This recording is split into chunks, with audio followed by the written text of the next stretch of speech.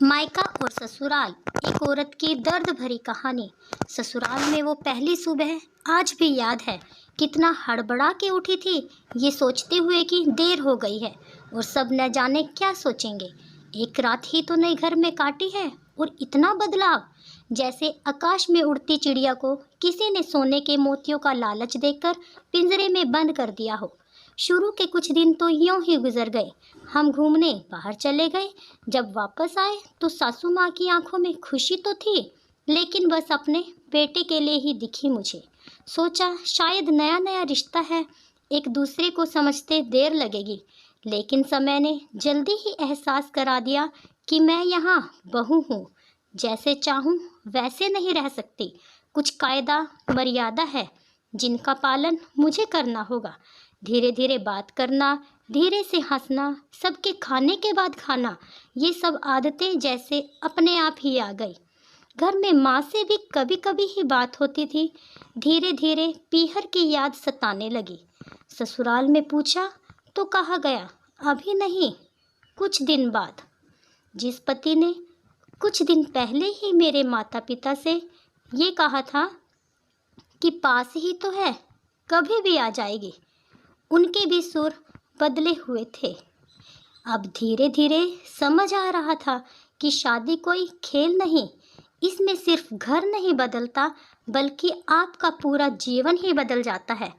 आप कभी भी उठ के अपने पीहर नहीं जा सकते।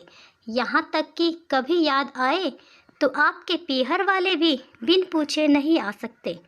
पीहर का वो अल्हड़पन, वो बेबाक हंसना, वो झूठे मुँह रसोई में कुछ भी छू लेना, जब मन चाहे तब उठना, सोना, नहाना, सब बस अब यादें ही रह जाती हैं। अब मुझे समझ आने लगा था कि क्यों विदाई के समय सब मुझे गले लगा कर रो रहे थे।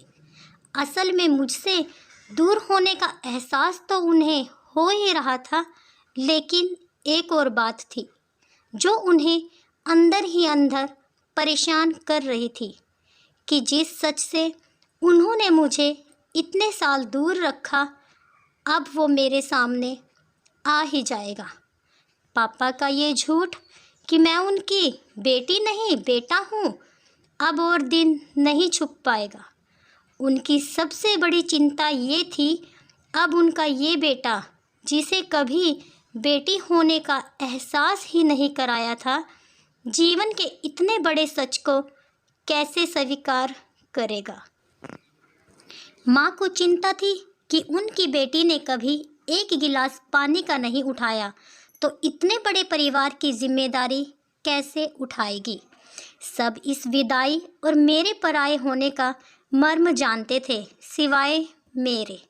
इसलिए सब ऐसे रो रहे थे जैसे मैं डोली में नहीं, अर्थी में जा रही हूँ।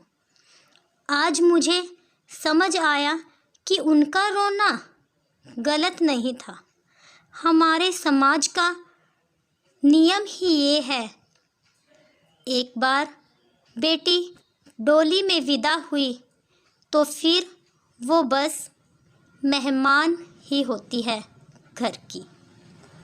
फिर कोई चाहे कितना ही क्यों न कह ले कि ये घर आज भी उसका है, सच तो ये है कि अब वो कभी भी यूं ही अपने उस घर, जिसे मायका कहते हैं, नहीं आ सकते।